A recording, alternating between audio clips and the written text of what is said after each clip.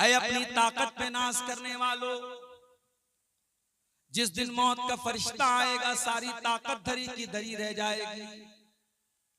मौत का कोई इलाज आपके पास नहीं, मौत का कोई जवाब आपके पास नहीं है। मौत का फरिश्ता आ जाएगा। आप कितने दिमाग वाले हैं, कितने जीनियस हैं, कितने बुद्धिमान हैं, कितने चतुर हैं, कितने पढ़े लिखे हैं, मौत को इससे कोई मतलब नहीं है। मौत आएगी और आपका काम खत्म करके चली जाएगी। सारी दौलत आपके बेटों की हो जाएगी, बच्चों की हो जाएगी, बीवी की हो जाएगी, मकान दूसरों के नाम हो जाएगा, जमीनों जायदाद दूसरों के नाम हो जाएगी।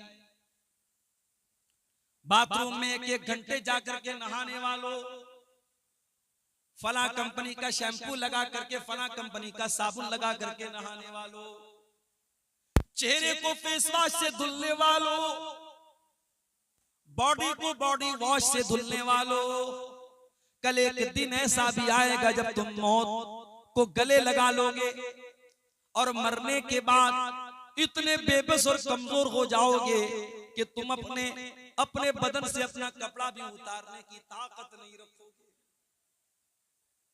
कैंची लाई जाएगी, तुम्हारे कुर्ते को कैंची से काटा जाएगा, तुम्हारी बनियान को कैंची से काट करके तुम्हारे बदन से अलग किया जाएगा। जो बाथरूम में एक एक घंटे जाकर के नहाया करता था, आज उसको तख्ते पर लिटा करके नहलाया जा रहा है। गर्म पानी किया गया, बेर की पत्तियां डाली गई, मुर्दे को नहलाया जा रहा है। मुर्दा ये भी नहीं कह सकता मैं तो डब साबुन से नहाया करता था, मैं तो लाइफबॉय से नहाया करता था। वो कौन से साबुन से नहाता था, कौन से शैम्पू से नहाता था, आज कोई पूछने वाला नहीं है। आज दूसरे लोग उसको नहला रहे हैं। नहला दिया गया, बदन को पोंछ करके 3 सूती चादरों में, 3 कॉटन की चादरों में कफना दिया गया। घर वालों को रोता बिलखता छोड़कर जनाजे की चारपाई में मैयत को डाला गया।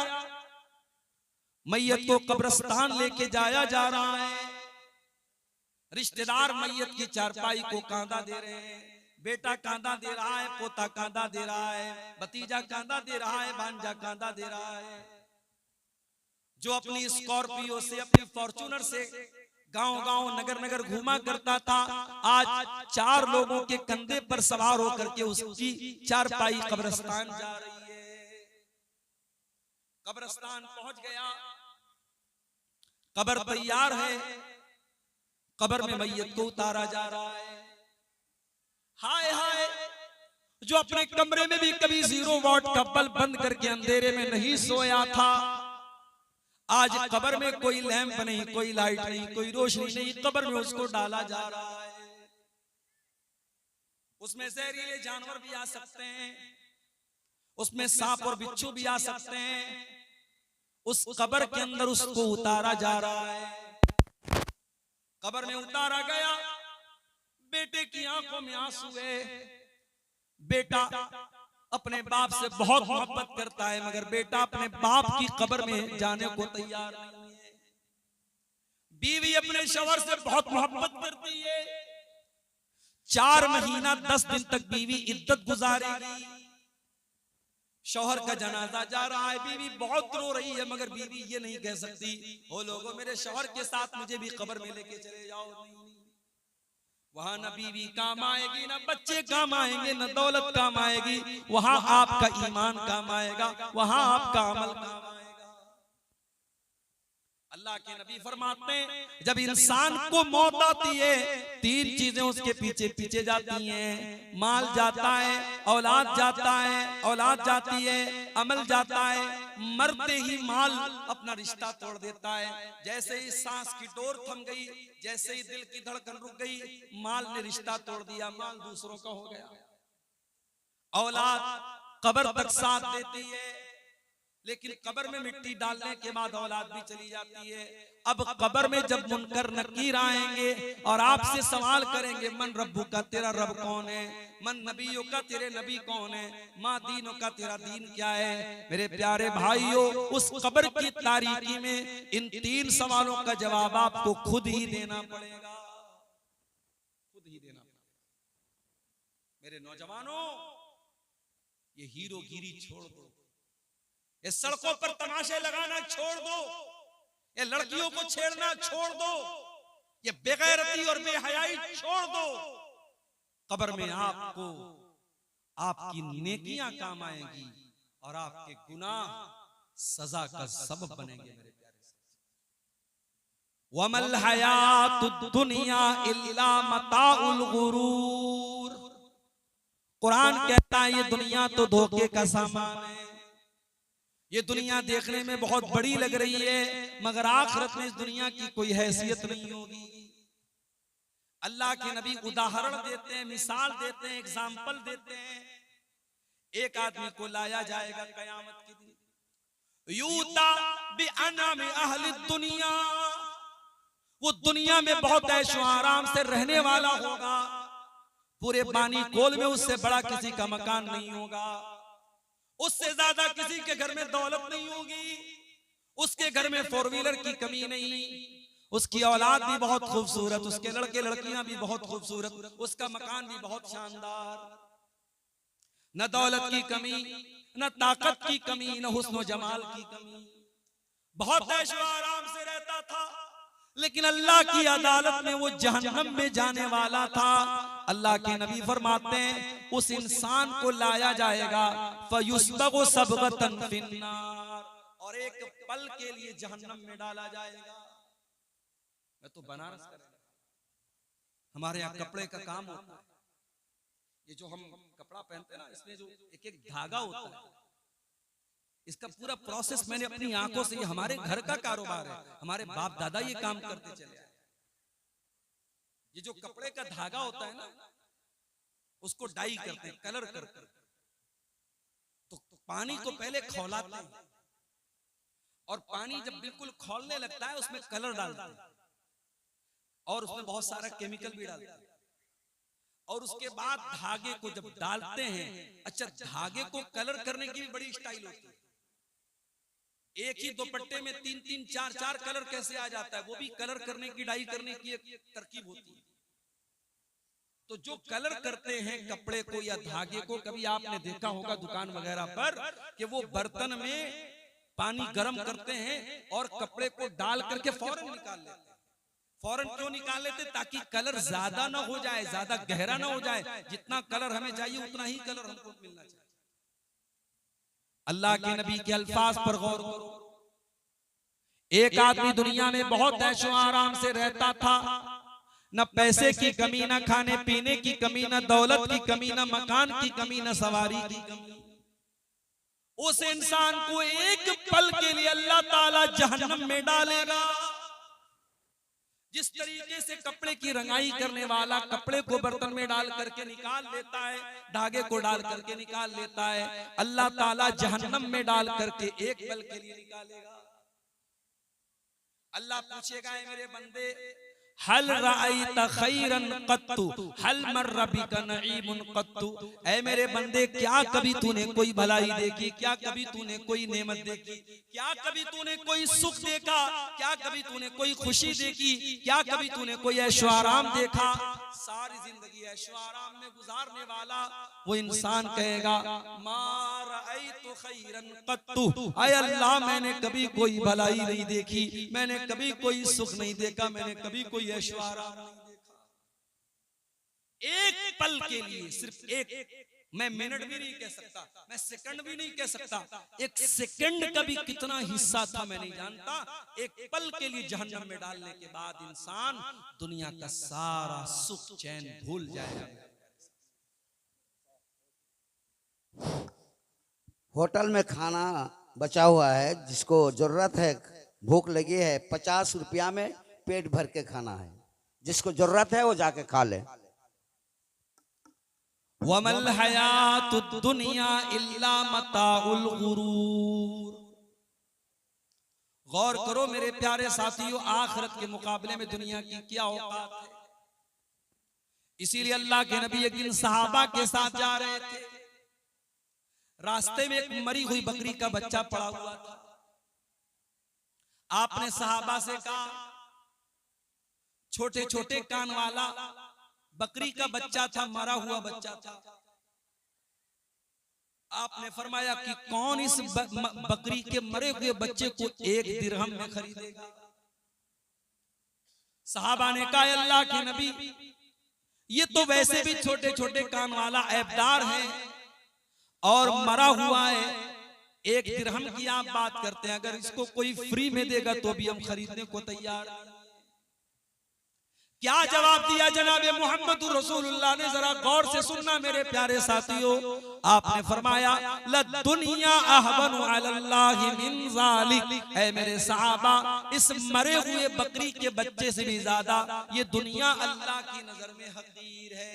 अल्लाह की नजर में इस मरे हुए बकरी के बच्चे की जो वैल्यू तुम्हारी नजर में, उससे ज्यादा वैल्यू दुनिया की अल्लाह की नजर में नहीं है। और हम और आप दुनिया के लिए मरे जा रहे हैं। हाय दुनिया, हाय दुनिया, दुनिया की औरत, दुनिया की दौलत, दुनिया की ताकत, दुनिया का नशा, दुनिया हमको बर्बाद की हुई है। हजरत उमर के पोते को देखो, सालिम बिन अब्दुल्ला नाम था, हरम में तवाफ करने के लिए जा रहे हैं। उस दौर का बादशाह जिसका नाम हिशाम बिन अब्दुल मलिक था, उसने देखा बहुत भीड़ लगी है, लोग मुसाफा कर रहे हैं, लोग मिलने आ रहे हैं। पूछा कौन है? कहा हजरत उमर के पोते हैं सालिम बिन अब्दुल्ला। हिशाम बिन अब्दुल मलिक भी करीब आया, उसने मुसाफा किया, सलाम किया, कहा ऐ सालिम बिन अब्दुल्ला, ऐ हजरत उमर के पोते, मैं अमीरुल मोमिनीन हूँ, मैं हिशाम बिन अब्दुल मलिक हूँ। ऐ सालिम, अगर कोई चीज की जरूरत हो तो मुझसे मांग लेना। सालिम ने कहा, अमीरुल मोमिनीन, खाने काबा के पास खड़ा हूं, अल्लाह के घर के पास खड़ा हूं। ऐ सालिम, मुझे शर्म आती है कि अल्लाह के घर में खड़ा होकर के मैं अल्लाह के सिवा किसी और से कुछ मांगूं, मैं यहां आपसे कुछ नहीं मांग सकता। सालिम ने तवाफ किया, हिशाम ने भी तवाफ किया। तवाफ कंप्लीट करने के बाद जब सालिम बिन अब्दुल्ला हरम के बाहर निकले, हिशाम बिन अब्दुल मलिक ने उनका हाथ पकड़ा, कहा है सालिम, अब तो आप हरम के बाहर आ चुके हैं, आप तो मस्जिद हराम के बाहर आ चुके हैं। सल्ली हाजतन, अब कोई सवाल करना हो तो मुझसे कर लो, कोई चीज मांगना हो तो मुझसे मांग लो। कहा अमीरुल मोमिनीन, क्या मांगू आपसे? दुनिया की कोई चीज मांगू या आखिरत की कोई चीज मांगू? कहा है सालिम, आखिरत की कोई चीज देने के काबिल तो मैं नहीं हूं, हाँ दुनिया की कोई चीज अगर चाहिए तो मैं देने को तैयार हूं। कहा है अमीरुल मोमिनीन, मा सालतु दुनिया मिम्मन यमलिकुहा फकैफ असअलुहा मिम्मन ला यमलिकुहा। ऐ अमीरुल मोमिनीन हिशाम बिन अब्दुल मलिक, मैंने तो दुनिया का सवाल उस जात से भी नहीं किया जो दुनिया की मालिक है, मैंने तो अल्लाह से भी दुनिया का कोई सवाल नहीं किया, मैंने दुनिया की कोई चीज अल्लाह से भी नहीं मांगी, मैं उससे क्यों दुनिया मांगू जो दुनिया का मालिक भी नहीं है। जो दुनिया का मालिक है अल्लाह तबारक व तआला, मैंने तो दुनिया उससे भी नहीं मांगी है। ऐ हिशाम बिन अब्दुल मलिक, मैं आपसे दुनिया क्यों मांगू, आप तो दुनिया के मालिक भी नहीं है। मेरे प्यारे साथियों, ये हजरत उमर के पोते की सोच है, ये सालिम बिन अब्दुल्ला की सोच। और आगे बढ़िए, हारून रशीद का दौर है। हारून रशीद के दौर में एक बहुत बड़े आलिम थे जिनका नाम इब्ने सम्माक था। एक मर्तबा हारून रशीद इब्ने सम्माक से मिलने के लिए आया। उस दौर के जो उलमा होते थे वो दरबारी नहीं होते थे, बादशाह की चापलूसी नहीं करते थे, बादशाह का चप्पल नहीं उठाते थे। आज आप देख लो, हुकूमत कोई फैसला करती है तो हुकूमत के जो चमचे हैं वो हुकूमत की तारीफों के पुल बांटते कि बहुत अच्छा फैसला किया, फैसला गलत हो सही हो इससे मतलब नहीं है, उन्हें हुकूमत के हर फैसले की तारीफ करना है। आज भी ऐसे दरबारी मुल्ला और ऐसे दरबारी उलमा आपको मिल जाएंगे। इब्ने सम्माक बहुत अल्लाह वाले बंदे थे। हारून रशीद मिलने के लिए आया, उन्होंने हारून रशीद को कोई प्रोटोकॉल नहीं दिया, कोई सम्मान नहीं दिया। हारून रशीद ने कहा, इब्ने सम्माक आप इस दौर के बहुत बड़े आलिम हैं, मुझे कुछ नसीहत कर दीजिए, मुझे कुछ समझा दीजिए, मुझे प्यार से कुछ बातें बता दीजिए। इब्ने सम्माक ने कहा, अमीरुल मोमिनीन मैं दो सवाल आपसे करना चाहता हूं। पहला सवाल ये है, मान लीजिए आप सहरा में हैं, रेगिस्तान में हैं और बहुत जोर की आपको प्यास लगी है, इतनी तेज प्यास लगी है कि पानी नहीं मिला तो आप मर जाएंगे। इतने में एक इंसान आपको सहरा में नजर आता है, उसके हाथ में एक कटोरा पानी है, वो कटोरा लेकर के आपके पास आता है और कहता है, ऐ हारून रशीद मैं एक कटोरा पानी आपको देने को तैयार हूं, शर्त ये है कि आप अपनी आधी हुकूमत मुझको दे दीजिए। ऐ अमीरुल मोमिनीन अपने दिल पे हाथ रख के बताइए कि आप अपनी जान बचाएंगे या आधी हुकूमत दे करके अपनी जान बचाएंगे या हुकूमत को बचा लेंगे। हारून रशीद ने कहा, जान से बढ़ के कोई चीज नहीं, अगर जान जा रही है प्यास के मारे, मैं एक कटोरा पानी के लिए अपनी आधी हुकूमत दे दूंगा और उससे पानी ले लूंगा। कहा, अमीरुल मोमिनीन पानी आपने पी लिया, अब वो पानी आपकी बॉडी में आपके शरीर में जाकर के फंस गया, पेशाब का रास्ता बंद हो गया, पेशाब नहीं हो रहा है, आप तकलीफ से बेचैन हैं, पेशाब की नाली जाम है, पेशाब नहीं निकल रहा है, आपको इतनी तकलीफ है कि अगर आपको पेशाब नहीं हुआ तो आप तड़प तड़प करके मर जाएंगे।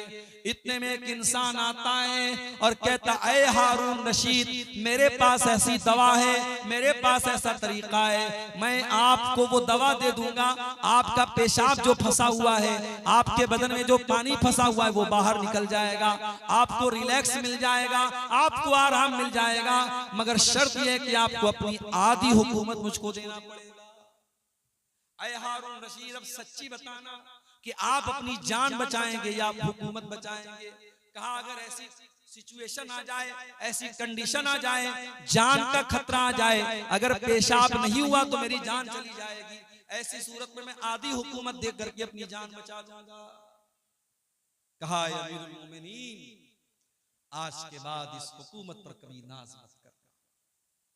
ऐ अमीरुल मोमिनीन हारून रशीद अपनी हुकूमत पर कभी नाज मत करना, आपकी हुकूमत की हैसियत एक कटोरा पानी और पेशाब के चंद कतरे से ज्यादा नहीं है, इस हुकूमत की वैल्यू इससे ज्यादा नहीं। मेरे प्यारे साथियों, जो बात हारून रशीद को इतनी समझा बुझा करके इब्ने सम्माक ने कही थी, कुरान ने एक लाइन में वो बात कह दी, वमल हयातुद दुनिया इल्ला मताउल गुरूर। मेरे बंदो ये दुनिया धोखेबाज है, ये दुनिया दगाबाज है, ये दुनिया धोखे का सामान है, ये दुनिया एक दिन तुमको जरूर धोखा दे देगी। मेरे बंदो आखिरत की तैयारी करो, आखिरत को बेहतर बनाओ।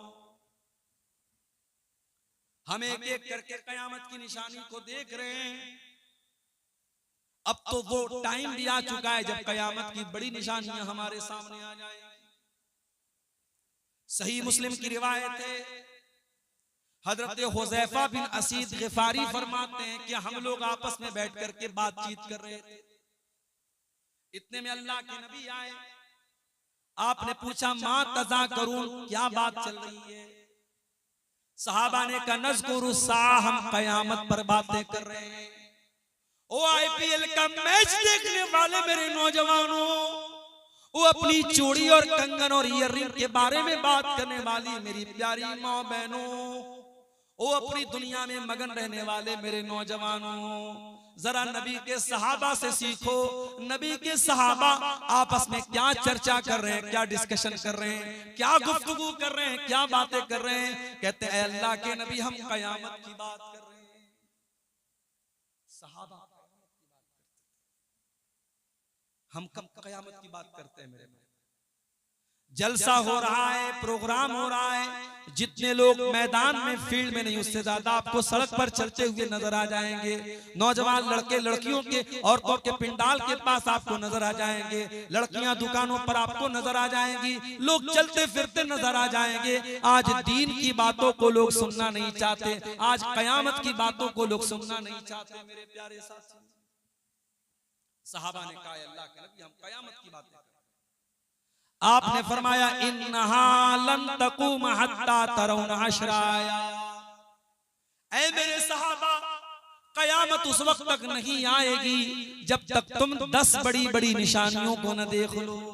अद्दुखान, कयामत की एक बहुत बड़ी निशानी होगी, आसमान में धुआं नजर आएगा, बहुत बड़ा धुआं नजर आएगा। ईमान वाले उस धुएं की वजह से जुकाम का शिकार हो जाएंगे, और जो काफिर होंगे, जो मुनाफिक होंगे, वो धुआं उनकी नाक में जाकर के उनको जान से मार देगा। कयामत के पहले वो धुआं आएगा। वद्दज्जाल, और काना दज्जाल आएगा, जो एक इंसान होगा, लंबा चौड़ा होगा, घुंघराले बाल वाला होगा, एक आंख का काना होगा, माथे पर काफ फारा लिखा होगा, मक्का मदीना में दाखिल नहीं हो पाएगा। उसको अल्लाह ताला बहुत ताकत और बहुत पावर देगा, वो लोगों को मौत भी देगा, वो मरने के बाद लोगों को जिंदा भी कर देगा। उसके पास नकली जन्नत भी होगी, नकली जहन्नम भी होगी। जो लोग उसके ऊपर उसकी बात मान करके उसकी जन्नत में जाएंगे, वो हकीकत में जहन्नम में जाएंगे, और जो उसकी जहन्नम में जाएंगे वो हकीकत में जन्नत में जाएंगे। बहुत बड़ा फितना इस उम्मत का दज्जाल। इसीलिए अल्लाह के नबी अपनी हर नमाज में क्या दुआ करते थे? अल्लाहुम्मा इन्नी औज़ु बिका मिन फितनतिल मसीहिद दज्जाल, ऐ अल्लाह मैं तेरी पनाह चाहता हूं दज्जाल के फितने से। अल्लाह के नबी ने कहा कयामत की दूसरी बड़ी निशानी दज्जाल। वद्दाब्बा, और कयामत की तीसरी बड़ी निशानी ये होगी, जमीन से एक जानवर निकलेगा, एक चौपाया निकलेगा जो लोगों से बातें करेगा। वतुलू शम्स मिन मगरिबिहा, और कयामत के दिन सूरज पश्चिम से निकलेगा, और जब सूरज पश्चिम से निकलेगा, कोई तौबा कर ले उसकी तौबा अल्लाह क्या कबूल नहीं की जाएगी, कोई कलमा पढ़ ले उसका कलमा अल्लाह क्या नहीं माना जाएगा, कोई ईमान ले आए उसके ईमान लाने से उसको कोई बेनिफिट, कोई लाभ नहीं मिलेगा। कयामत के दिन सूरज पश्चिम की तरफ से। व नुज़ूल ईसा इब्न मरियम, और ईसा इब्न मरियम जमीन पर नाजिल होंगे, उतरेंगे।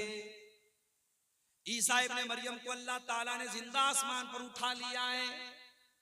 कयामत के पहले वो आएंगे, और दमिश्क की जामा मस्जिद के मीनार पर वो 2 फरिश्तों के ऊपर अपने उनके कंधे पर अपना हाथ रख करके जमीन पर उतरेंगे।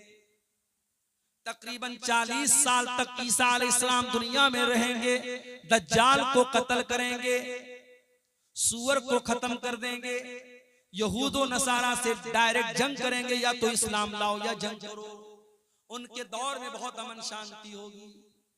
ईसा अलैहिस्सलाम अपनी शरीयत लेकर के नहीं आएंगे, वो भी मस्जिद में आकर के नमाज पढ़ेंगे मुसलमान इमाम के पीछे, उम्मत मोहम्मदिया के इमाम के पीछे वो नमाज पढ़ेंगे, वो नबी की हैसियत से नहीं आएंगे।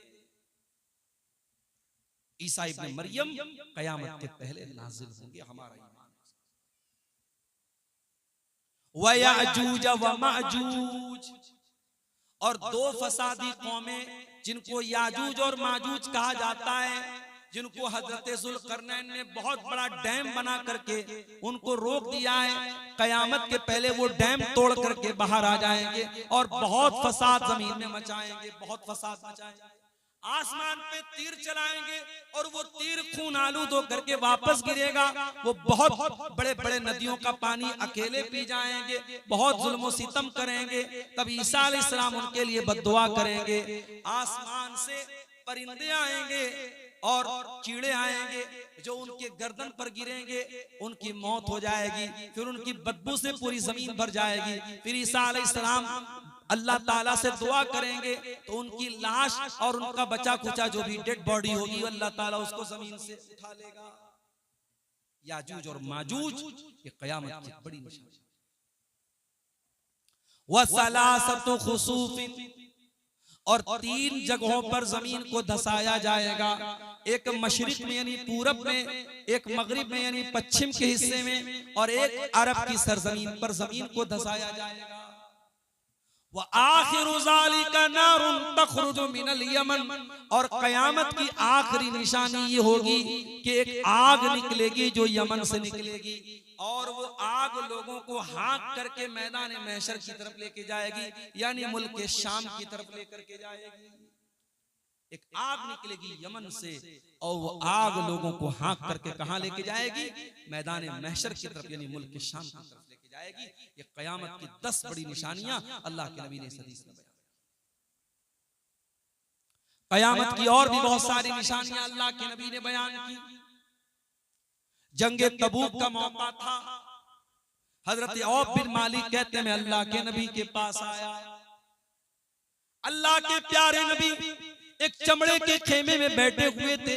आपने उंगली से इशारा करके फरमाया, उदुद सित्तन बैन यदै सा, ऐ औफ इब्न मालिक, कयामत के पहले 6 निशानियों को गिन लेना, 6 चीजों को गिन लेना। नंबर 1, मौती, मेरी मौत हो जाए तो समझ जाना कि कयामत करीब आ चुकी है। नबी ने हज किया, और हज करने के 2.5 महीने के बाद अल्लाह के प्यारे नबी रबीउल अव्वल के महीने में 12 तारीख को इंतकाल कर जाते हैं। सफर के आखिर में आप एक जनाजे में जाते हैं, और जनाजे से जब आप वापस आते हैं, हजरत आयशा से कहते हैं, आयशा मेरा सर बहुत तेज दर्द कर रहा है। हजरत आयशा कहती है कि वहीं से अल्लाह के नबी की बीमारी का आगाज हुआ था। इतने कमजोर हो गए आप बीमारी में, आपके अंदर चलने की ताकत भी नहीं बची। आपने ख्वाहिश जाहिर की कि मैं अपने बीमारी के ये अय्याम हजरत आयशा के पास गुजारना चाहता हूं। आप बार बार सवाल करते, कल मेरी बारी किसके पास है, कल मेरी बारी किसके पास है। बीवियां समझ गई, सबने कहा अल्लाह के नबी आप जिसके पास रहना चाहते हैं रह सकते, हमें कोई एतराज नहीं है। आप हजरत अली ने एक तरफ हाथ पकड़ा, हजरत अब्बास ने एक तरफ हाथ पकड़ा, और सहारा दे करके आपको हुजरे आयशा में लेकर के आए, और बीमारी के अय्याम आपने हुजरे आयशा में गुजारे। उसी बीमारी के अय्याम जब अल्लाह के नबी बहुत तकलीफ महसूस कर रहे थे, एक दिन आपने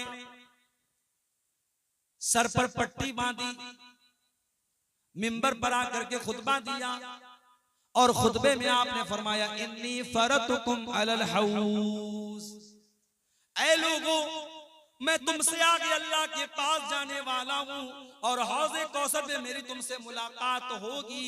ऐ लोगों मेरे बाद काफिर न बन जाना, एक दूसरे की गर्दन न मारने लगना, मेरे बाद एक दूसरे के दुश्मन न बन जाना।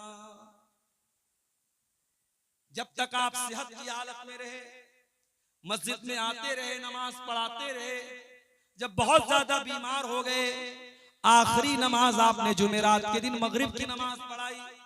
उसके बाद जब इशा का टाइम आया, हजरत बिलाल ने अजान दी, इकामत का टाइम आया, हजरत बिलाल आए। आपने पूछा असल्लन्नास, क्या लोगों ने नमाज पढ़ ली है बिलाल? कहा नहीं है अल्लाह के नबी, लोग आपका इंतजार कर रहे हैं। आपने कहा पानी लाओ, पानी लाया गया, आपने गुस्ल किया। गुस्ल करने के बाद आप खड़े हुए, लेकिन बेहोश होकर के गिर पड़े। फिर होश आया, आपने पूछा कि क्या लोगों ने नमाज पढ़ ली? नहीं है अल्लाह के नबी, लोग आपका इंतजार कर रहे हैं। आपने फिर गुस्ल किया, फिर खड़े हुए, फिर जाने लगे, फिर बेहोश होकर के गिर पड़े। 3 बार ऐसा हो गया। आप समझ गए अब जाने की ताकत नहीं है। आपने कहा कि जाओ अबू बकर से कहो वो लोगों को नमाज पढ़ाए। हजरत आयशा कहती है मुझे थोड़ा सा डर पैदा हुआ, मुझे ऐसा लगा कि नबी बीमार है और नबी के मुसल्ले पर मेरे बाप खड़े होंगे, अच्छा मैसेज नहीं जाएगा, अच्छा संदेश नहीं जाएगा। मैंने कहा अल्लाह के नबी किसी और को इमाम बना दीजिए, मेरे बाप को मत बनाइए। मैंने कहा अल्लाह के नबी इन्ना अबा बकरिन रजुलुन नसीफुन, मेरे अब्बा अबू बकर बड़े कमजोर दिल के हैं, बहुत जल्दी रोने लगते हैं, वो नमाज नहीं पढ़ा पाएंगे, आप किसी और को इमाम बना दीजिए।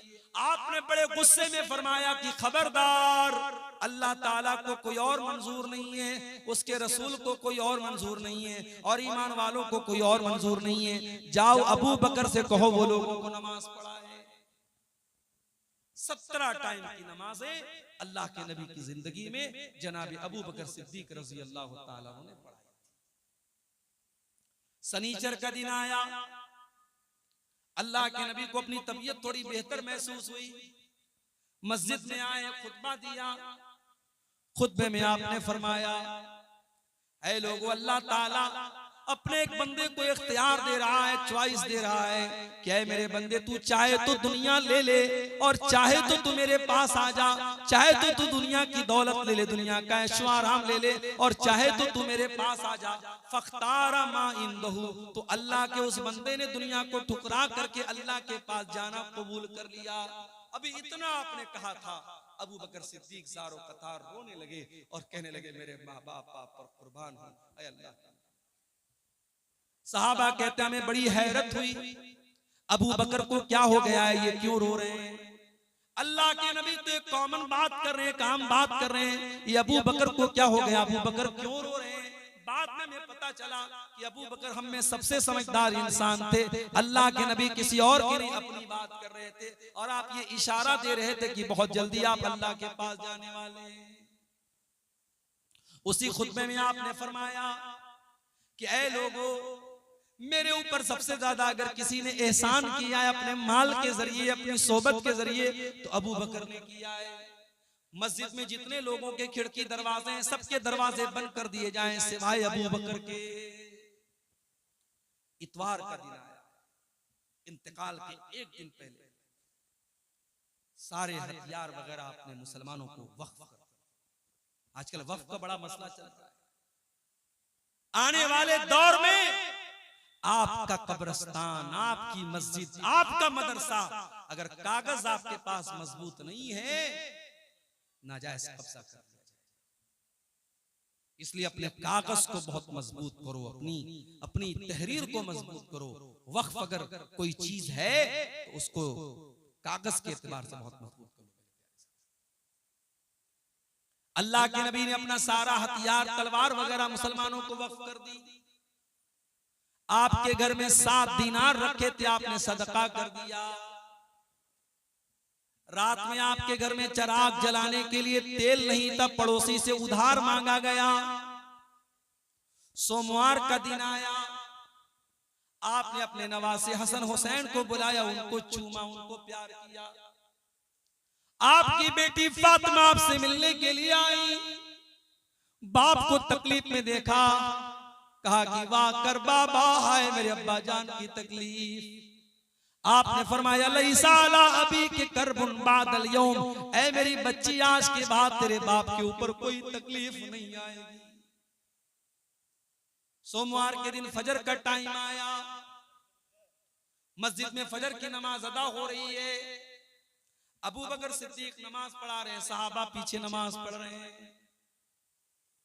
अल्लाह के नबी को अपनी तबीयत थोड़ी बेहतर महसूस हुई, आप बिस्तर से उठे, आपने दरवाजे का पर्दा हटाया, सामने सहाबा नमाज पढ़ रहे हैं, अबू बकर नमाज पढ़ा रहे हैं। ये मंजर देख करके अल्लाह के नबी के चेहरे पर मुस्कुराहट आ गई, आप मुस्कुराने लगे।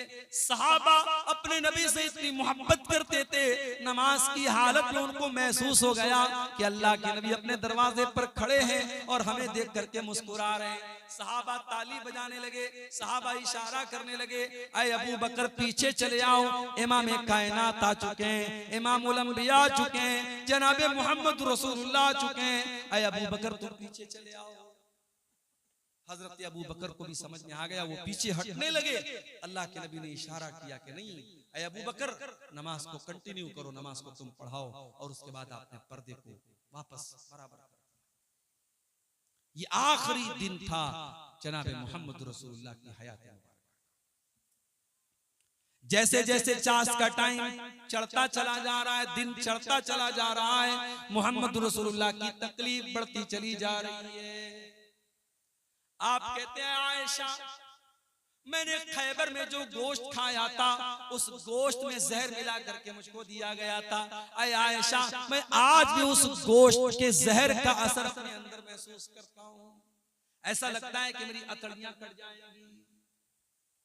आपकी बेटी फातिमा आपसे मिलने के लिए आई, आपने उनके कान में कोई बात बताई, वो हंसने, वो रोने लगे। फिर आपने कोई बात उनके कान में बताई, वो हंसने लगे। हजरत आयशा ने पूछा, हजरत फातिमा से क्या बात है? कहा कि मेरे अब्बा का राज है, मैं आपको अभी नहीं बता सकती हूँ। जब अल्लाह के नबी का इंतकाल हो गया, बाद में हजरत आयशा ने पूछा, कहा कि अम्मी जान, जब मैं अपने अब्बा के पास आई थी, मेरे अब्बा ने मेरे कान में कहा था कि ऐ मेरी बेटी, मैं बहुत जल्द दुनिया से जाने वाला हूँ और मेरे अहले बैत में सबसे पहले अगर कोई मुझसे मिलेगा तो तुम मिलोगी। ये सुन करके मैं रोने लगी। फिर मेरे अब्बा ने मेरे कान में कहा कि ऐ मेरी बच्ची, क्या तू इस पर खुश नहीं है? अमा तरज़ीना अन तकूनी सय्यदत निसाई अहलिल जन्नह, क्या तू इस पर खुश नहीं है कि तू तमाम जन्नती औरतों की सरदार बनेगी? ये सुन करके मुझे हंसी आ गई, मैं मुस्कुराने लगी। अल्लाह के प्यारे नबी ने अपनी बेटी को ये दो मैसेज, जैसे जैसे दिन चढ़ता चला जा रहा है, मोहम्मद रसूलुल्लाह की तकलीफ बढ़ती चली जा रही है। आपके बगल में एक कटोरे में पानी रखा हुआ था, वो पानी अपने चेहरे पर डालते थे और कहते थे, अल्लाहुम्मा इन्नी अला सकरातिल मौत, आय अल्लाह तू मौत की सख्तियों पर मेरी मदद फरमा। हजरत आयशा कहती हैं, मैं मौत की सख्ती को नापसंद करती थी, मगर जब मैंने अल्लाह के नबी के ऊपर मौत की सख्तियों को देखा, मैं समझ गई कि मौत की सख्ती कोई खराब चीज नहीं है। मैं अपने नबी को मौत की सख्तियों में देख करके मेरा नजरिया बदल गया। आपने अपने दोनों हाथ उठाए और आपने कहा, अल्लाहुम्मा अलहिकनी बिर्रफीकिल आला, ऐ अल्लाह मुझे रफीक आला के साथ मिला ले, मुझे नबियों के साथ मिला दे, मुझे सिद्दीकीन के साथ मिला दे, मुझे शुहदा के साथ मिला दे, मुझे सालिहीन के साथ मिला दे। ये कहते हुए अल्लाह के प्यारे नबी की रूह आपके बदन से निकल गई और आपके दोनों हाथ जमीन पर आ गए और अल्लाह के नबी सल्लल्लाहु अलैहि वसल्लम का इंतकाल हो गया। इन्ना लिल्लाहि व इन्ना इलैहि राजिऊन। ये अल्लाह के नबी की वफात का मुख्तसर सा वाक़या जो मैंने आपके सामने पेश किया है, ये भी क़यामत की बहुत बड़ी निशानी है। मेरे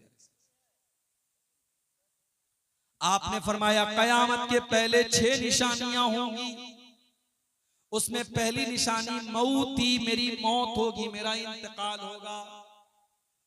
वह फतह बैतुल मक़दिस और बैतुल मुक़द्दस फतह कर लिया जाएगा।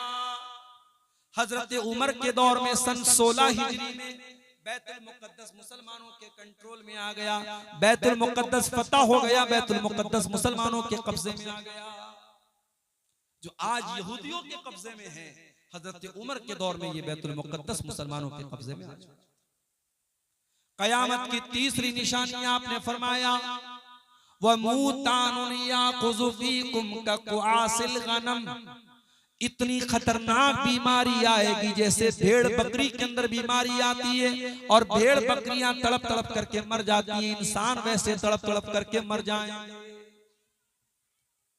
सन 18 हिजरी में मुल्क के शाम में एक बीमारी फैली थी, इसको अमवास, ताउन अमवास कहा जाता है। उस बीमारी में 10,000 से ज्यादा सहाबे किराम इंतकाल कर गए थे। उस बीमारी की तरफ अल्लाह के नबी ने इशारा किया कि क़यामत के पहले ऐसी बीमारी आएगी। उसके बाद आपने फरमाया वस्तिफाज़तुल माल, और क़यामत के पहले माल बहुत ज्यादा फैल जाएगा, पैसा लोगों के पास बहुत ज्यादा आ जाएगा। हत्ता युतर रजुलु मिअता दीनारिन फयज़ल्लु साखितन, एक इंसान को 100 दीनार दिया जाएगा तब भी नाराज रहेगा। 100 दीनार, 100 सोने के सिक्के की वैल्यू भी उसकी नजर में कुछ नहीं होगी। उसके बाद आपने फरमाया सुम्मा फितनतुन, फिर अरब के अंदर एक बहुत बड़ा फितना होगा। ला यबका बैतुम मिनल अरब इल्ला दखलतहु, अरब के हर घर में वो फितना दाखिल हो जाएगा। आपने अरब का नाम लिया। चूंकि आप उस वक्त जिन लोगों को बात बयान कर रहे थे वो अरब के लोग थे। आज के दौर में ये हदीस हमारे ऊपर भी लागू होती है कि ऐसा फितना आ जाएगा जो हर घर में दाखिल हो जाएगा। जैसे मोबाइल का फितना, जैसे सोशल मीडिया का फितना है। दीनदार आदमी है, दाढ़ी वाला है, नमाजी है, माथे पर सजदे का निशान है, उसके फेसबुक पर भी नंगी तस्वीर आ जाए, उसके यूट्यूब पर भी बेहुदा फोटो और वीडियो आ रहे हैं। और अब तो हमारे यूट्यूबर हजरात की मेहरबानी है, अब तो तकरीरों के थंबनेल भी इतने गंदे और इतने नापाक बनाए जा रहे हैं कि देख करके शर्म आता है। क्या ये फितना नहीं है? ये बहुत बड़ा फितना है मेरे प्यारे साथ। कहते हैं कि कुत्ते की दुम सीधी हो सकती है, इंसान अगर जिद्दी हो तो कभी सीधा नहीं हो सकता। 1000 बार मना किया जा चुका है, उलमा मना करते हैं, मुकर्रिरीन मना करते हैं कि मत करो ये काम। अपनी व्यूअरशिप बढ़ाने के लिए गंदे और गलत सलत थंबनेल मत लगाओ, मगर ये यूट्यूबर हजरात बाज नहीं आते। अभी इसी कटिहार का एक यूट्यूबर, मेरी एक तकरीर पर उसने थंबनेल लगाया। मैंने वक्फ बोर्ड के बारे में कुछ, वक्फ बिल के बारे में कुछ बातें बोली थी एक तकरीर में, उसने थंबनेल लगा दिया नीतीश कुमार का फोटो, मोदी जी का फोटो और कई नेताओं का फोटो लगा करके उसने बिल्कुल गलत मैसेज दे दिया मेरी तकरीर का। और बाद में इंडिया न्यूज वाले ने भी उस क्लिप को चलाया कि मौलाना भड़का रहा है मुसलमान। ये नहीं समझते कि इनके बनाए जाने वाले इन थंबनेल से कितनी मुसीबत में पड़ सकता है बयान करने वाला। और जब हम पाबंदी लगाते कि मत लगाओ, इन यूट्यूबरों को मत कैमरा लगाने दो, तो ये नाराज होते हैं कि साहब इनको क्यों मना किया। अल्लाह हम सबको सही समझ दे मेरे प्यारे साथियों। आज मोबाइल भी इस दौर का बहुत बड़ा फितना बना चुका है। नबी ने फरमाया ऐसा फितना पैदा होगा, हर घर में दाखिल हो जाएगा। हर लड़का इस्तेमाल करेगा, हर लड़की इस्तेमाल करेगी, 70 साल का बूढ़ा इस्तेमाल करेगा, 5 साल का बच्चा इस्तेमाल करेगा। आज देख लो सब इस्तेमाल कर रहे हैं। उसके बाद आपने फरमाया कयामत की एक निशानी ये भी होगी, सुम्मा हुदनतुन तकूनु बैनकुम व बैन बनिल अस्फर, तुम्हारे दरमियान और रूमियों के दरमियान सुलह होगी। फिर रूमी गद्दारी करेंगे और तुमसे लड़ने के लिए बहुत बड़ी फौज लेकर के आएंगे। 12 अलग अलग झंडों वाली फौज लेकर के 12 कंट्री के लोग तुमसे लड़ने के लिए आएंगे। और हर झंडे के नीचे 80,000 की फौज होगी, यानी लाखों की फौज तुमसे मुकाबला करने के लिए आएगी। अब इस हदीस का क्या मतलब है? बहुत सारी लड़ाइयां लड़ी जा चुकी हैं, हो सकता है आने वाले दौर में भी कोई ऐसा दौर आए जब इस तरीके से बहुत बड़ी फौज मुसलमानों के खिलाफ जंग करे। हो सकता है उसकी तरफ इशारा किया गया हो। अल्लाह के नबी ने इस हदीस में कयामत की 6 निशानियां बताई। कयामत की एक निशानी ये है कि नबी के इशारे पर चांद 2 टुकड़े हो जाएगा। इक़्तरबतिस्साअतु वंशक़्क़ल क़मर, कयामत करीब आ चुकी है। जब चांद फट करके 2 टुकड़े हो चुका है। जब मक्का के काफिरों के कहने पर नबी ने उंगली से इशारा किया था और चांदनी रात का पूरा चांद 2 टुकड़े हो गया था और एक चांद का टुकड़ा पहाड़ी के एक तरफ नजर आया और एक टुकड़ा एक तरफ नजर आया। और हिंदुस्तान के एक राजा ने भी वो मंजर देखा था जो बाद में ईमान ले आया था।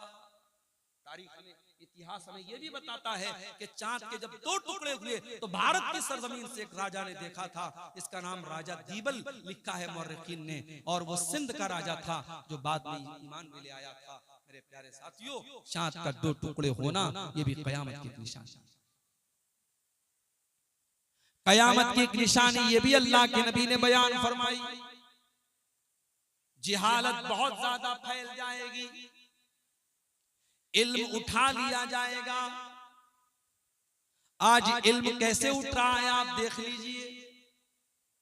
मदरसे में पढ़ाने वाले टीचरों की कमी है, मदरसे में पढ़ने वाले बच्चों की कमी है।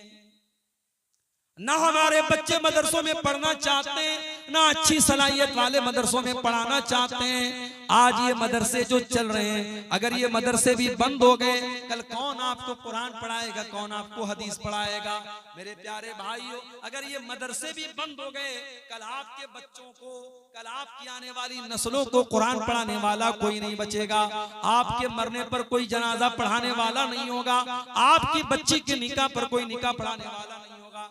जाहिल लोग निकाह पढ़ाएंगे, जाहिल लोग नमाज पढ़ाएंगे, जाहिल लोग जनाजा पढ़ाएंगे। जाहिलों का दौर आज आप देख ले। अब तो माशाल्लाह एआई का दौर आ गया। आईफोन आपके पास है, उसमें एआई है। श्री बताओ ईशा की नमाज में कितनी रकात है, श्री आपको बता देगी ईशा में कितनी नमाज। सैमसंग का फोन आपके पास है, उसमें जेमिनी के नाम से एआई का ऐप है। जेमिनी बताओ वजू का तरीका क्या है, वो बता देगी जेमिनी आपको वजू का तरीका। अभी एक नया एआई टूल आया है गुरु के नाम से, उससे जो पूछो वो जवाब दे देता है। अब लोग कहते हैं मौलाना लोगों की अब हमें जरूरत नहीं है, अब तो हमें एआई से पूछना। याद रखो मेरे प्यारे साथियों, यह मोबाइल जितनी तरक्की कर जाए और एआई का दौर आ जाए, तब भी आपको उलमा की जरूरत पड़ेगी, क्योंकि एआई वही बातें बयान करेगा जो उसके डेटाबेस में डाली गई होंगी। वो अपनी इंटेलिजेंस से, अपने ज़हानत के जरिए जवाब देगी। उसका जवाब गलत भी हो सकता है, उसका फतवा गलत भी हो सकता है। आपको उलमा की बहरहाल जरूरत पड़ेगी, क्योंकि कुरान कहता है फस्अलू अहल ज़िक्र इन कुंतुम ला तालमून, अगर तुम्हें कोई मसला मालूम नहीं है तो तुम उलमा से। अल्लाह के नबी फरमाते हैं कयामत के पहले ऐसा दौर आएगा, उलमा को अल्लाह ताला उठा लेगा। आज बिहार की सरजमीन से बड़े बड़े उलमा इंतकाल करते चले जा रहे हैं। झारखंड के बड़े आलिम थे मौलाना अब्दुल अजीज हक्कानी, इंतकाल कर गए। बिहार के, यूपी के, बंगाल के जितने बड़े बड़े उलमा जो वाकई में आलिम थे, वो दुनिया से जाते चले जा रहे हैं, इंतकाल होता चला जा रहा है। अब वो लोग बचे जिनके पास इल्म उतना नहीं है, इतना मजबूत इल्म नहीं है। कयामत के पहले उलमा दुनिया से चले जाएंगे, हत्ता कि वो दौर आ जाएगा लोग जाहिलों को अपना सरदार बना लेंगे, जाहिलों से फतवा पूछेंगे और जाहिलों के फतवों का जवाब देंगे, और वो खुद भी गुमराह होंगे और दूसरों को गुमराह करेंगे। कयामत की एक बहुत बड़ी निशानी इल्म का उठा लिया। कयामत की एक निशानी ये भी होगी, बेईमान लोगों को ओहदा दिया जाएगा, कुर्सी दी जाएगी, जिम्मेदारी दी जाएगी। आपने फरमाया इज़ा ज़ुय्यतिल अमानतु फंतज़िरिस साअह, ऐ मेरे सहाबा, जब अमानत को बर्बाद कर दिया जाए तो कयामत का इंतजार करना। सहाबा ने कहा अल्लाह के नबी, अमानत को कैसे बर्बाद कर दिया जाएगा? आपने फरमाया इज़ा वुस्सिदल अम्रु इला गैरि अहलिही, जब जिम्मेदारी ना अहल लोगों को दे दी जाए। मदरसे का नाज़िम कौन है? जो जाहिल है। मस्जिद का मुतवल्ली कौन है? जो एक टाइम की नमाज नहीं पढ़ता है। जमात का अमीर कौन है? जिसके पास ईमानदारी और दीनदारी नहीं है। आज ये जमात के, मस्जिद के, मदरसे की जिम्मेदारियां और ओहदे नालायक लोगों के हाथ में भी जा रहे हैं। मेरे प्यारे भाइयों, अगर ये जिम्मेदारी ना अहल लोगों को दे दी जाए तो समझ जाओ ये कयामत के करीब होने की निशानी है। कयामत की एक निशानी आपने ये भी बयान फरमाई, गंगा उल्टी बहेगी। जो हमारे यहाँ एक मुहावरा बोला जाता है, गंगा उल्टी बहेगी, क्या मतलब? आपने फरमाया सयाती अलन्नासी सनवातुन खद्दात, एक ऐसा दौर भी तुम्हारे ऊपर आएगा जब धोखे का साल आ जाएगा, धोखाधड़ी आ जाएगी, सच्चे को झूठा माना जाएगा, झूठे को सच्चा माना जाएगा, ईमानदार को बेईमान कहा जाएगा, बेईमान को ईमानदार कहा जाएगा। वयंतिकु फीहर रुवैबिज़ा, और घटिया इंसान, नालायक इंसान बड़ी बड़ी बातें करेगा, बड़े बड़े मैटर में बातें करेगा, जो घटिया और नालायक इंसान होगा। कयामत की एक निशानी बेपर्दगी और बेहयाई बहुत ज्यादा फैल जाएगी। आपने फरमाया मेरी उम्मत के दो किस्म के लोग ऐसे होंगे जो जहन्नम में जाएंगे। कौमुन माहुम सियातुन काज़नाबिल बकर यज़रिबून बिहन्नास, ऐसे लोग आएंगे जिनके हाथ में कोड़ा होगा और वो कोड़े से लोगों को मारेंगे, लोगों पर अत्याचार करेंगे, लोगों पर जुल्म करेंगे।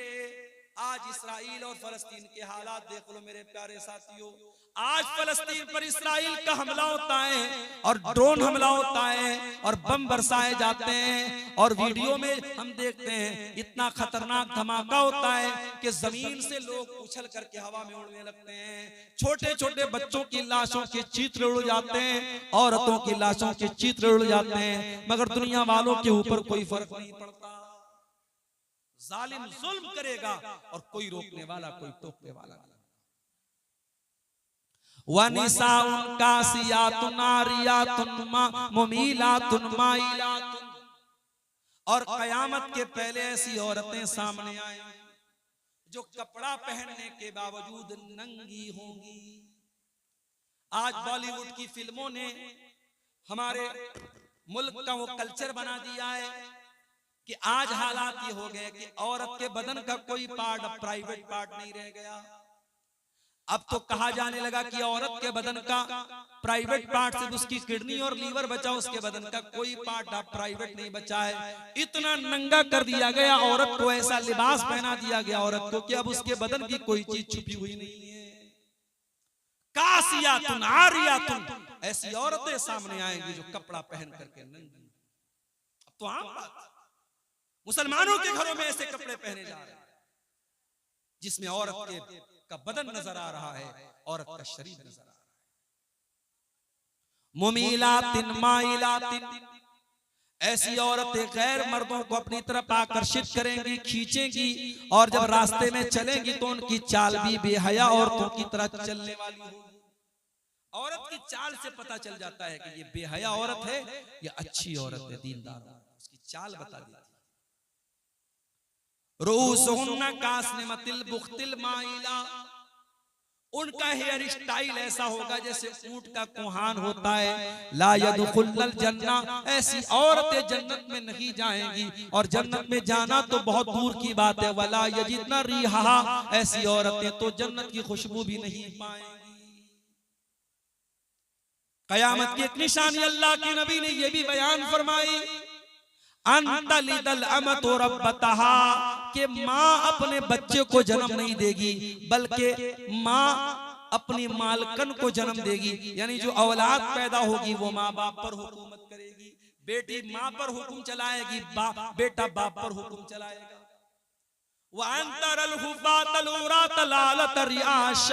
और तुम देखोगे नंगे बदन रहने वाले लोग, नंगे पैर रहने वाले लोग, नंगे सर रहने वाले लोग बड़े बड़े मकान बना करके, बड़ी बड़ी बिल्डिंग बना करके फख्र करेंगे।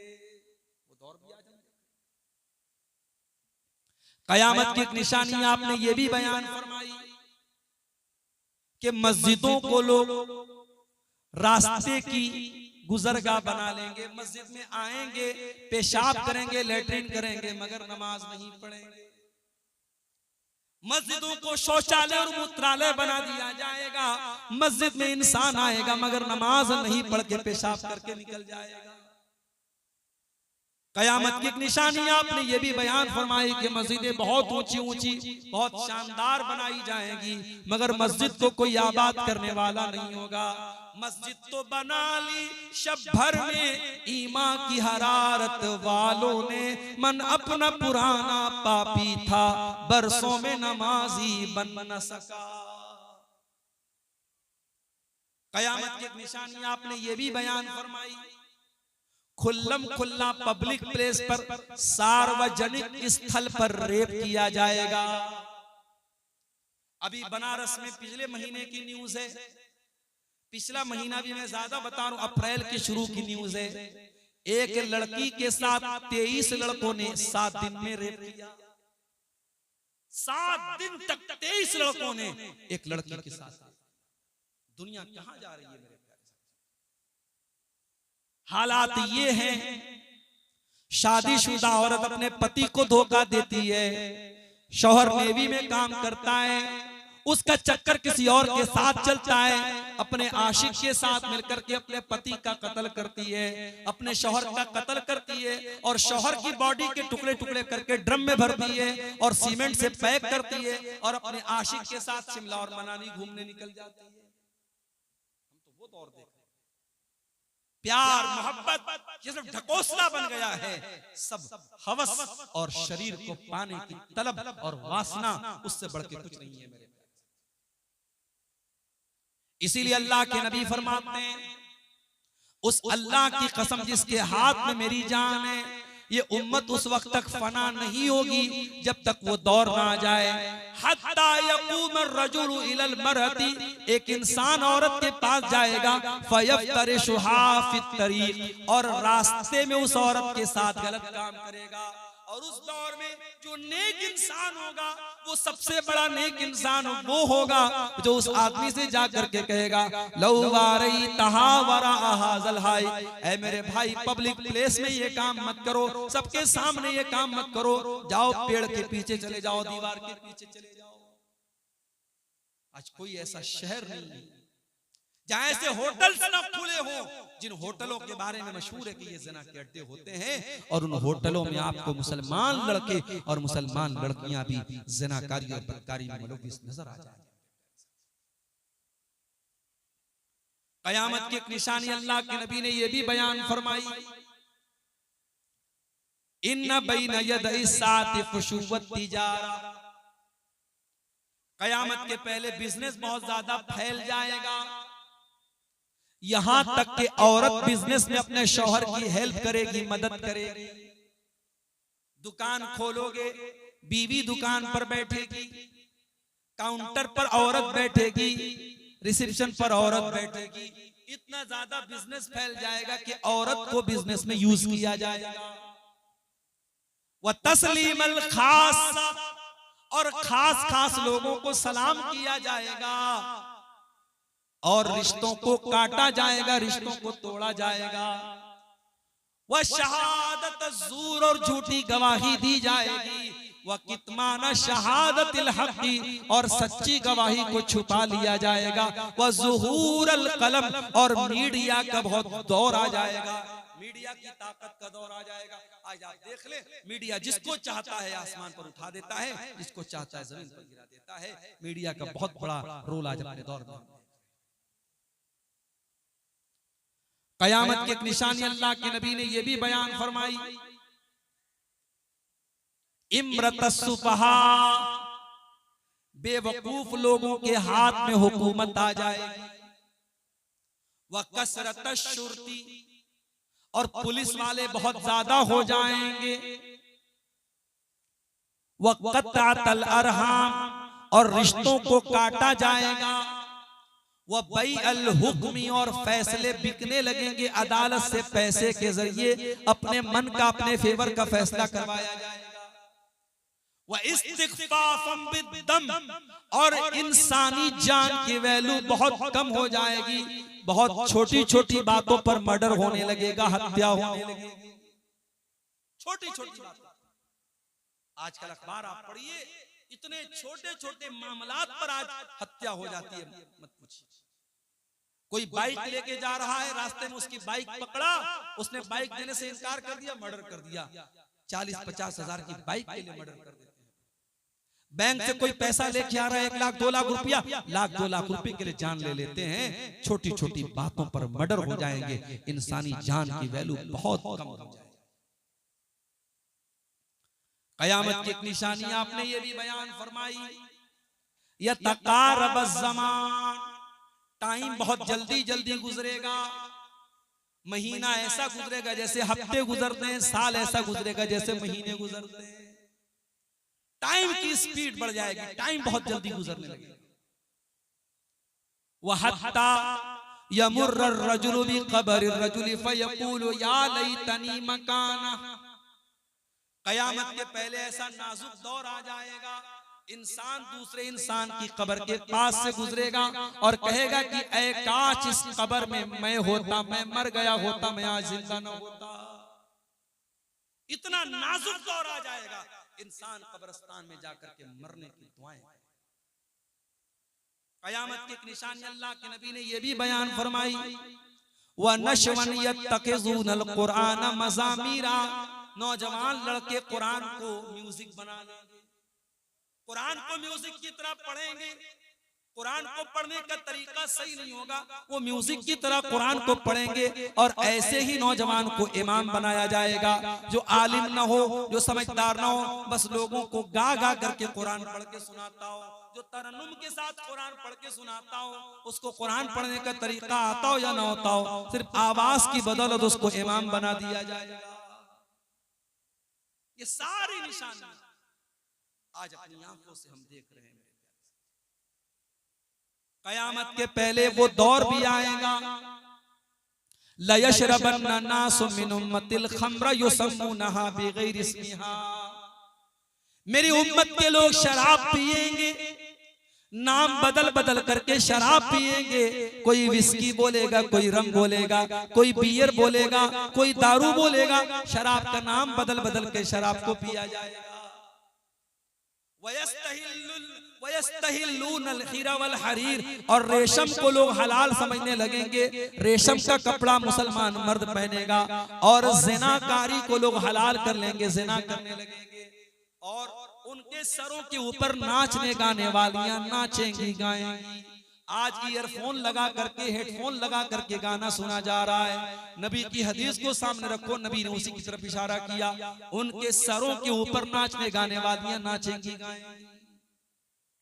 आपने फरमाया जब ऐसा दौर आ जाएगा, यक्सिफुल्लाहु बिहिमुल अर्ज़ा, अल्लाह ऐसे लोगों को जमीन में दसा देगा, वयजअलु मिनहुमुल क़िरदत वल खनाज़ीर, और उनको सूअर और बंदर बना देगा।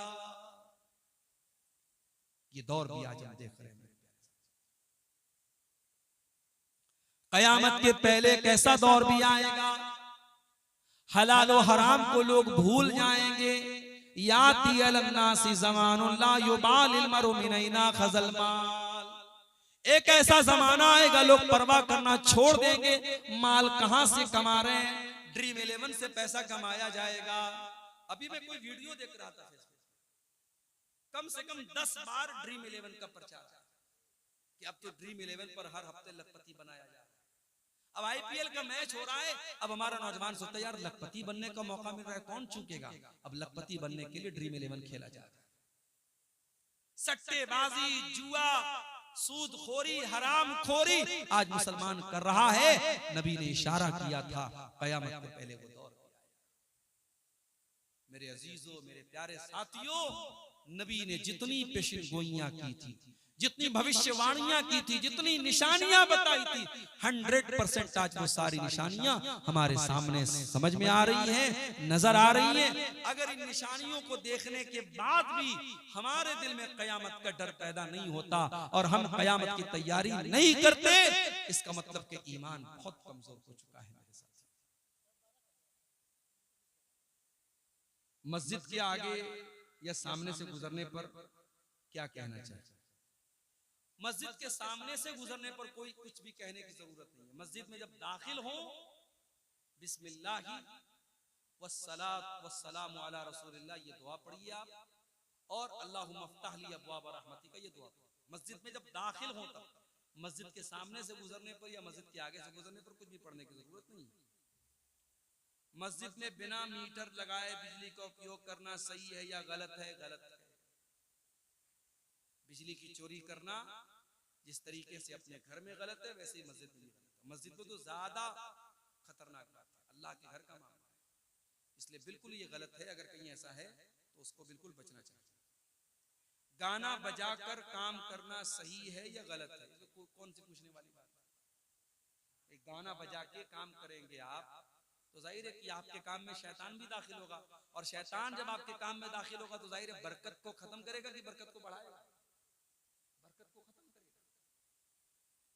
लड़की एवं लड़का का शादी का अच्छा उम्र क्या है? इस्लाम में उम्र तो नहीं बताई गई। इस्लाम ने यह कहा कि जब लड़का लड़की बालिग हो जाए और शादी की जिम्मेदारी को उठाने के काबिल हो जाए। भाई कभी कभी ऐसा भी होता है लड़का 12 साल की उम्र में बालिग हो गया, लड़की 10 साल की उम्र में ही बालिग हो गई। बालिग तो हो गए, मगर शादी की जिम्मेदारी उठाने के लिए जो मैच्योरिटी है वो अभी उसके अंदर नहीं है।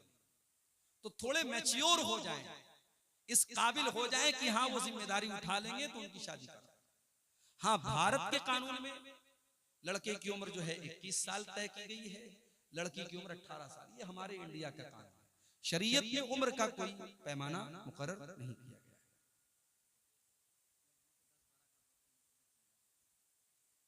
क्यों कब्र को क्यों मुंतकिल करना चाहते हैं? वजह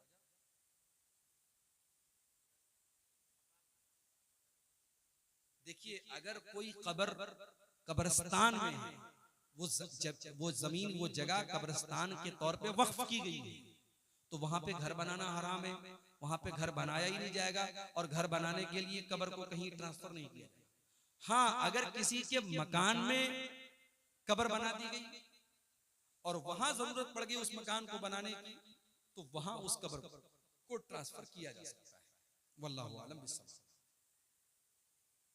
या इसी तरीके से अगर कहीं मस्जिद के अंदर कब्र है, पहले से पता नहीं था, बाद में मालूम हुआ कि कब्र मस्जिद के अंदर कोई कब्र है, तो चूंकि कब्र के ऊपर मस्जिद और मस्जिद के ऊपर कब्र बनाना जायज नहीं है, तो मस्जिद के अंदर से भी उस कब्र को ट्रांसफर करके कब्रिस्तान में लेके जाया जाए। तो ये चंद बातें मैंने कयामत की निशानियों के ताल्लुक से आपके सामने रखी हैं। मैं लगातार अभी इधर सफर भी हो रहे हैं, रातों में जागना, फिर सुबह क्लास भी करना, फिर अगले सफर पे निकल जाना। कभी सुबह का नाश्ता नहीं मिला, कभी दोपहर का खाना नहीं मिला, ऐसे ही जिंदगी गुजर रही है, सफर हो रहे हैं। अल्लाह ताला से दुआ हम करते हैं, अल्लाह ताला जो भी